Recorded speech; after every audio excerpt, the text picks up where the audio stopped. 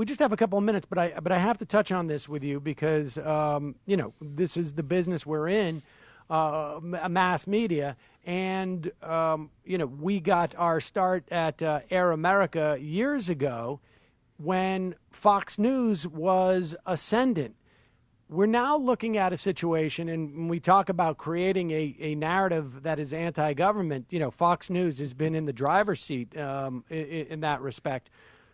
They are now not in the driver's seat. Fox News is at its lowest ebb, I think, ever.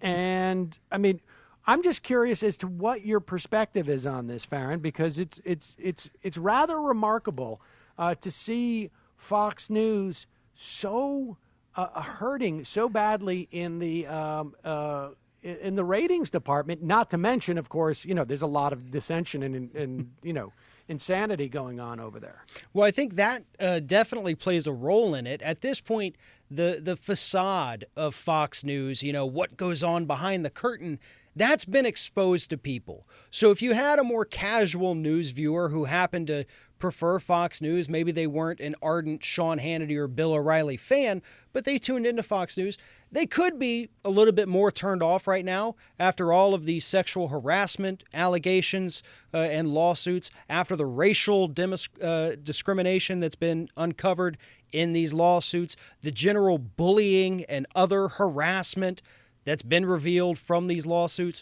That's enough to turn people off. But I think what's really driving it at this point is that Donald Trump's got a 39% approval rating.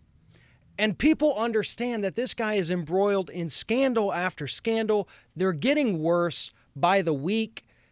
And Fox News has just buried their heads in the sand. Yeah. Tucker Carlson coming out last week and saying, look, what you see isn't necessarily what's actually happening. They can only bend and stretch this reality that everything is okay for so long before even some of the most strident Fox News viewers have to say, you know what? I'm going to have to go tune into Rachel Maddow a little bit because I need to understand what's happening in this country. And so MSNBC is absolutely surging in ratings right now. CNN is climbing and Fox News is going down. And the real difference, aside from the lawsuits, is the fact that they're willing to go out there and explain, hey, here's the latest connection between Donald Trump and Russia, or here's the latest potential obstruction of justice charge. And that's, the difference between them and Fox at this point. Yeah, and, obviously I'm going to talking with Digby a little more about the Seth Rich story, which was also pretty spectacular. The idea that they would have to retract a story.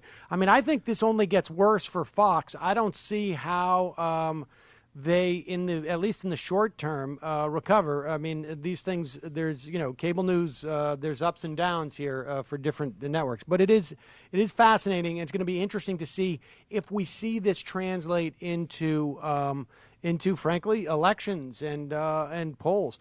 But Farron, always a pleasure. Thanks so much for your time today. Thank you, Sam.